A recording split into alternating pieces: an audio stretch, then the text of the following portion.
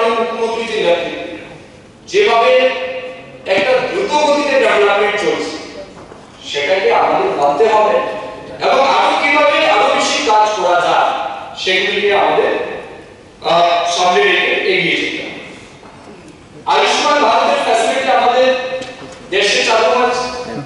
আমরা দেখেছি আমাদের রাজ্যে আয়ুষ্মান ভারত ফ্যাসিলিটি যে স্কিম সেটা সব মানুষ পায়। এর মধ্যে প্রায় 4.5 লাখের মতো মানুষ আছে ইনক্লুডিং গভর্নমেন্ট অফিসার এবং ইউএন যারা এই স্কিমের সুবিধা পায়।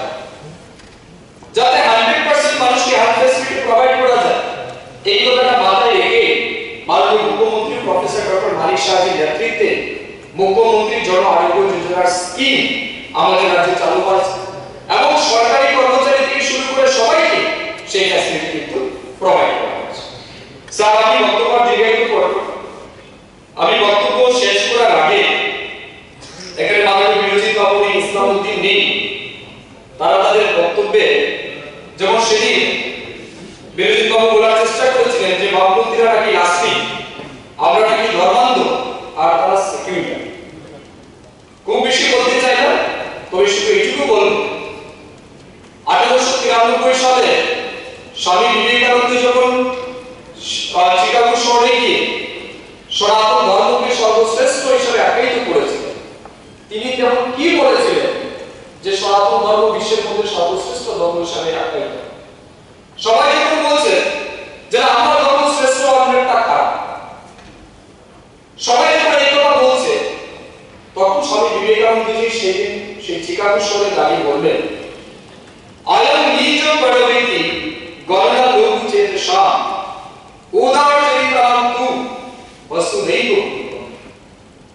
এটার মানে কি?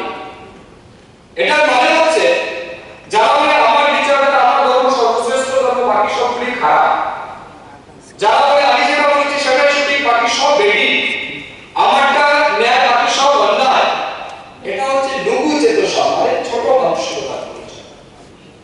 উদার চরিতাম তু বসুধৈব কুটুম্বকম, যাদের উদার মানসিকতা রাখে তারা বলে পুরো বিশ্ব এক পরিবার, এটাই হচ্ছে সনাতন বিচারধারা, এটা হচ্ছে ভারতীয় জনতা পার্টি এবং এই বিচারধারাকে সাথে রেখে আমরা কাজ করছি।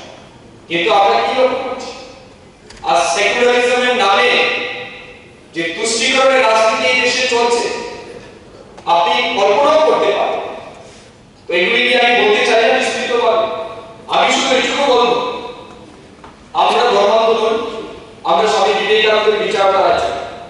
যে বিচারধারা স্বামী বিবেকানন্দ জি বলছেন আত্মারাম মুক্তার্তাং জগৎ হিতায়, অর্থাৎ নিজের কল্যাণের সাথে সাথে জগতের কল্যাণ, মানবের কল্যাণ, এই বিচারধারা এবং এটা আমাদের বিচারধারা। তার জন্য শেষ করতে স্যার কমপ্লিট করছি। আমি ভাই এইটুকু বলতে চাই, তবে শুধু এইটুকু বলবো যারা সেকুলারিজমের কথা বলেন 1953 সালে লাস্ট একটা স্টেটমেন্ট দেওয়া হয়েছে, ওনারা বলেন আমরা ধর্ম নিরপেক্ষ। ইতিহাস সাক্ষী আছে 1953 তে ফ্রান্স থেকে একটা ডেলিগেশন এসেছিল ভারত। এই ডেলিগেশন পাঞ্জাব, চণ্ডীগড়, পন্ডিচেরি, আমাদের উত্তরপ্রদেশ, বানারস এরকম বিভিন্ন তারা রিলিজিয়াস সাইট, মনুমেন্টাল সাইট তারা ভিজিট করেছে, ভারতবর্ষের হেরিটেজ, কৃষ্টি সংস্কৃতি দেখে সেই ডেলিগেশন যখন দিনের প্রাইম মিনিস্টার নেহরুর সাথে দেখা করলো, নেহরুকে যখন তারা বললো ভারতবর্ষের কৃষ্টি সংস্কৃতি সিভিলাইজেশন সম্পর্কে, রিসিভিলাইজেশন সম্পর্কে, যে এত সুন্দর সিভিলাইজেশন ভারতের মন্দির এগুলি বা সনাতন বিচারধারা অনেক সুন্দর, জানেন স্যার নেহরু কি বলছিলেন তখন? নেহরু বলছিলেন you are praising the same things what I am trying to eradicate. ঠিক আছে, জানেন কি স্যার? বলছেন আপনি এমন বিচারধারার প্রশংসা করছেন যে বিচারধারাকে আপনি সমাপ্ত করতে চাইছেন, ধ্বংস করতে চাইছেন, এটা নাম হচ্ছে সেকুলারিজম। এটা আবার স্যার ঠিক আছে আমি শেষ করছি, কিন্তু এটা কিন্তু আমাদের জানতে হবে বিশ্বব্যাপী যে চক্রান্ত চলছে এবং এই চক্রান্তের সাথে কিভাবে কংগ্রেস পার্টি বামপন্থীরা যুক্ত, সেকুলারিজমের নামে কিভাবে বহু সংখ্যক জাতিকে অপমান করা যায়। স্যার বিশ্বাস করবেন গতকালকে আরেক সেকুলার পার্টির নেতা সে বলছে হিন্দুরা দুর্গন্ধ পছন্দ করে এই জন্য গোশালা নির্মাণ করে। Can you imagine? হিন্দুরা দুর্গন্ধ পছন্দ করে এই জন্য গোশালা নির্মাণ করে। Can you imagine? এটা হচ্ছে সেকুলারিজম। এগুলো আমাদেরকে জানতে হবে ইতিহাসগুলি। সংবিধানের কথা বলছে, সংবিধান কিচ্ছু মানে না। সংবিধানে কোথাও লেখা নেই বেসড অন রিলিজিয়ন আপনি রিজার্ভেশন দেবেন। কর্ণাটকে অ্যাপিসমেন্ট পলিটিক্স এর জন্য 4% রিজার্ভেশন দিয়েছে বেসড অন রিলিজিয়ন। 4% কোটা মুসলিমের জন্য। কিসের জন্য? ওই পাবলিক ওয়াটার কাজ করার জন্য। সংবিধানে কোনো জায়গায় লেখা নেই বেসড অন রিলিজিয়ন আপনি রিজার্ভেশন দিতে পারেন। ডক্টর বি আর আম্বেদকর যেটা বলছে যে আপনি রিজার্ভেশন দিতে পারবেন কাস্ট বা ইকোনমিক ব্যাকগ্রাউন্ড, ধর্ম থেকে আপনি কোন রিজার্ভেশন দিতে পারবেন। কিন্তু কংগ্রেস পরিচালিত কর্ণাটক রিজার্ভেশন দিয়েছে মুসলিমদের 4%। কিসের জন্য? অ্যাপিসমেন্ট পলিটিক্স এর জন্য। বক্তব্য শেষ করার আগে একটা কোটেশন দিয়ে শেষ করি। আমরা যে বিচারধারা ভারতীয় জনতা পার্টি নেতৃত্বাধীন সরকার, মাননীয় প্রধানমন্ত্রী নরেন্দ্র মোদী নেতৃত্বাধীন সরকার, প্রফেসর ডক্টর মানিক শাহর আদলে যে সরকার চলছে, আমার বিশ্বাস এই সরকার আগামী রাজ্যের মানুষের কল্যাণে বহুবিধ কাজ করবে। একটা উদাহরণ দিয়ে বক্তব্য শেষ। এখানে অনেকে বলেছেন দেশাই বিজেপি শেষ করে দিচ্ছে, দেশ শেষ করছে। স্যার, 1925 সালে সিপিএম পার্টি প্রতিষ্ঠা হয়। 1925 থেকে আজকে 2025 100 বছরে সিপিএম এর কয়টা রাজ্যের ক্ষমতা আছে? 1925 সালে।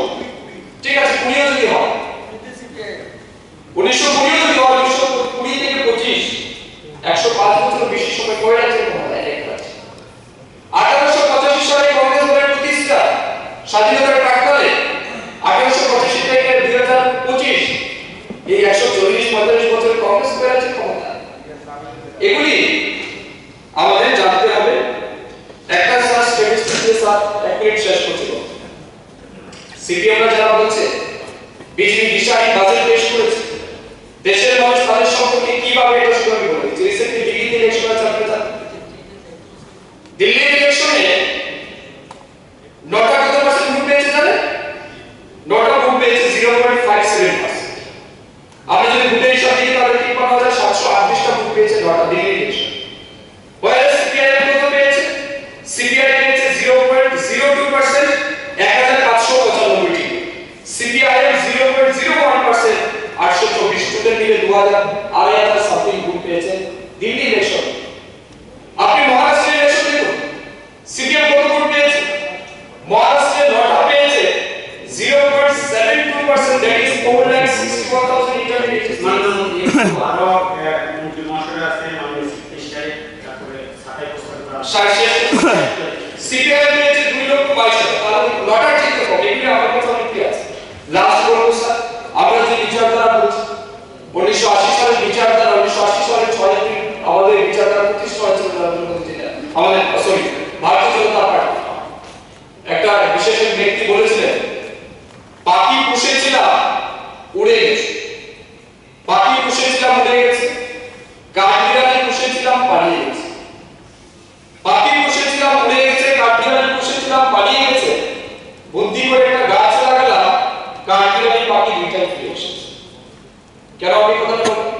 এই যে 1980 সালে 6 এপ্রিল যে বিচারধারা প্রতিষ্ঠা হয়েছিল দেশে, এই যে বৃহৎ বৃক্ষ, এই বৃক্ষর উপরের কারণে আজ বিশ্বের মধ্যে সর্ববৃহৎ রাজনৈতিক দল হিসেবে ভারতীয় জনতা পার্টি আত্মপ্রকাশ করেছে এবং আগামী দিনে আমরা বিশ্বাস করি নরেন্দ্র মোদীর নেতৃত্বে ভারতকে দিশা দেখাবে। সবাই